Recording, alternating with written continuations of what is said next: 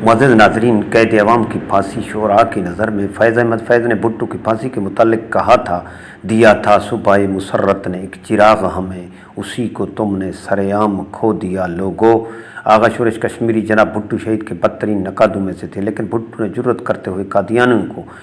جب غیر مسلم اقلیت قرار دیا تو شورش کشمیری نے ذوالفقار علی بھٹو کو جنتی قرار دیتے ہوئے کہا تھا، ناموس مصطفیٰ کے نگہدار زندہ باد، میرے امم کے غازیہ بردار زندہ باد، 90 برس کا قضیہ کیا ہے طے بادئے گسار، احمد مختار زندہ باد، سر کر لیا ہے ختم نبوت کا مارکا، زندہ دلان لشکر احرار زندہ باد، جھکتا نہیں ہے پرچم دین خدا کبھی، رکتی نہیں ہے دین کی للکار زندہ باد، از بس کا ذوالفقار علی بے نیام ہے، خنجر ہوا ہے قافلہ سالار زندہ باد، اہل وفا کے دل میں پیمبر کی ہے لگن، اہل وفا کی عشق کی رفتار زندہ باد،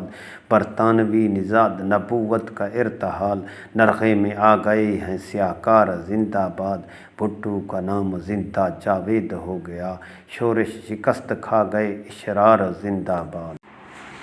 محسن نقوی نے قید عوام کو خراج عقیدت پیش کرتے ہوئے کہا، علی کی ذوالفقار تھا، وطن کا افتخار تھا، وہ زندگی کے گلستاں میں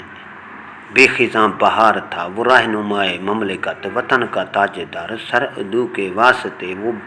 تیغ بے نیام تھا، وہ قید عوام تھا، وہ قید عوام تھا، وہ ہنس پڑا تو کھل اٹھی کلی کلی، کرن کرن کہ اس کے دم سے بن گئی گلی گلی، چمن چمن بنا رہا تھا دیس کو ارم ارم، عدن عدن وہ شیر دل جوان تھا، وہ مرد نیک نام تھا، وہ قید عوام تھا، وہ قید عوام تھا، وہ ولولوں کا تاجور، وہ حوصلوں کا ترجمہ، وہ دشمن کے واسطے تھا ایک برق بے انا، وہ منزلوں کی جستجو میں ہر گھڑی رواں دواں، کہ اس کی فکر آہنی